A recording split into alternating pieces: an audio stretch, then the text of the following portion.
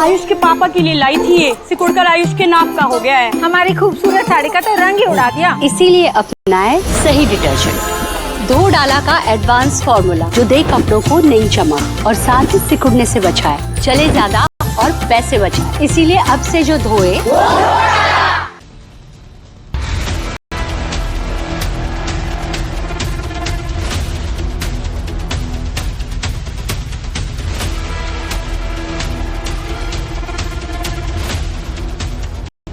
देश में मुस्लिम vote bank की सियासत में घुसपैठियों को कवर फायर और टुकड़े टुकड़े गैंग का साथ, क्या यही है विपक्ष का मोदी को हराने का प्लान? ये सवाल इसलिए क्योंकि मोदी विरोध में विपक्ष किसी भी हद तक जाने को तैयार है। जरिया है मद्दी जैसे इस्लामिक चेहरे, मकसद है मुस्लिमों को उकसाना, डराना और टारगेट पर है मुस्लिमों का वोट पाना। एक और पीएम घुसपैठियों को बाहर करने के लिए हाई पावर डेमोग्राफी मिशन की बात कर रहे हैं, तो दूसरी ओर मदनी को घुसपैठियों को मियां बोलने से परहेज है। धर्म के आधार पर लोगों को बांटकर सत्ता पाने के लिए, सत्ता बाकी रखने के लिए लोग खास किस्म के नारे देकर, एक विशेष वर्ग बताकर, मियां बताकर, अननोन बताकर, डाउटफुल बताकर,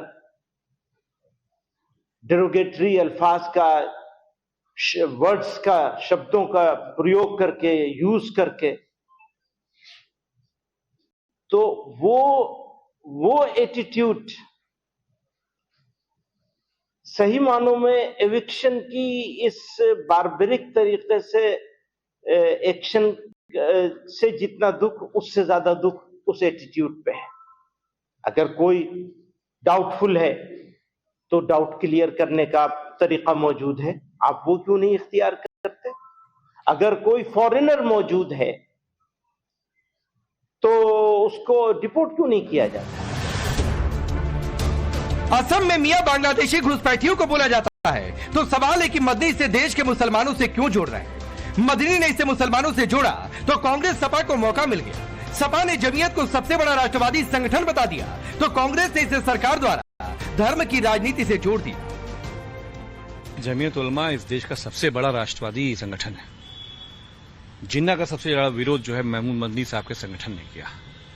अगर आज इस देश का सबसे बड़ा देश प्रेमी राष्ट्रवादी संगठन भारत के मुसलमानों के बारे में ऐसी बात कह रहा है, ये सिर्फ मुसलमानों के लिए नहीं, ये इस देश के एक एक नागरिक के लिए चिंता का विषय है कि महमूद जी ऐसा बात क्यों कह रहे हैं।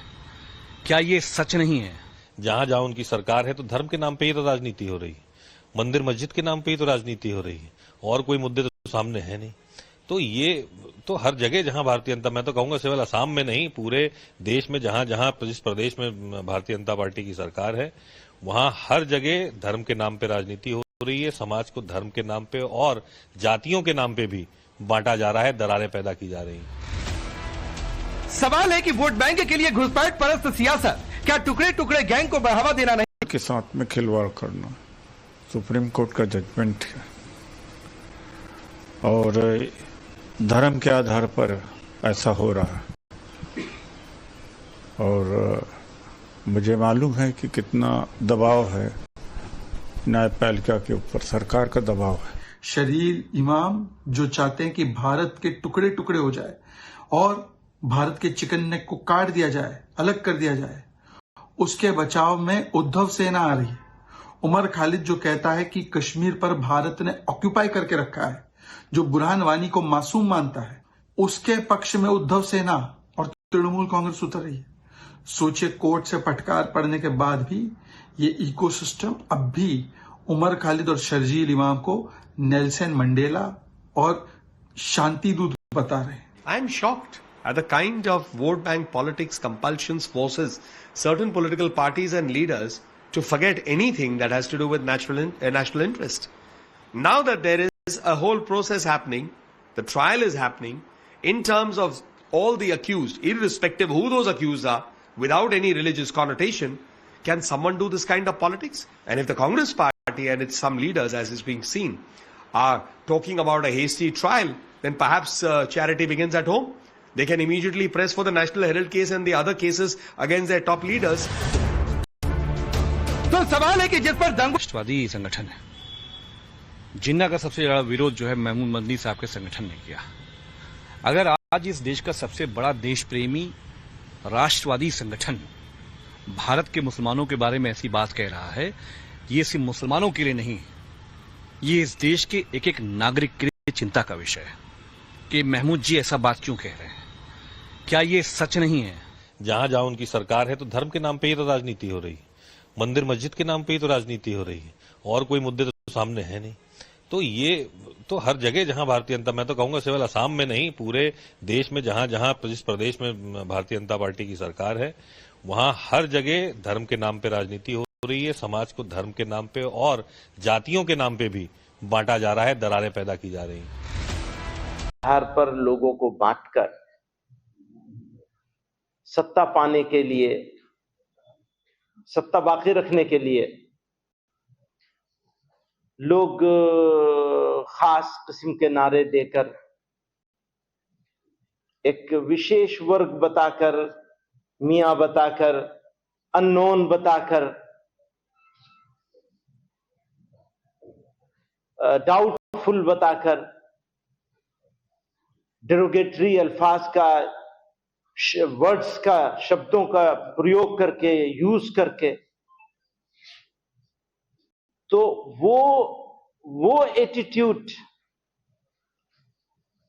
सही मानों में एविक्शन की इस बारबरिक तरीके से एक्शन से जितना दुख, उससे ज्यादा दुख उस एटीट्यूड पे है। अगर कोई डाउटफुल है तो डाउट क्लियर करने का तरीका मौजूद है, आप वो क्यों नहीं इख्तियार करते? अगर कोई फॉरेनर मौजूद है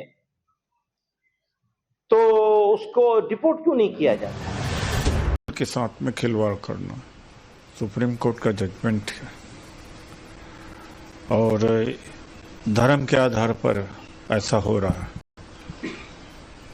और मुझे मालूम है कि कितना दबाव है न्यायपालिका के ऊपर, सरकार का दबाव है। शरीर इमाम जो चाहते हैं कि भारत के टुकड़े टुकड़े हो जाए और भारत के चिकन नेक को काट दिया जाए, अलग कर दिया जाए, उसके बचाव में उद्धव सेना आ रही है।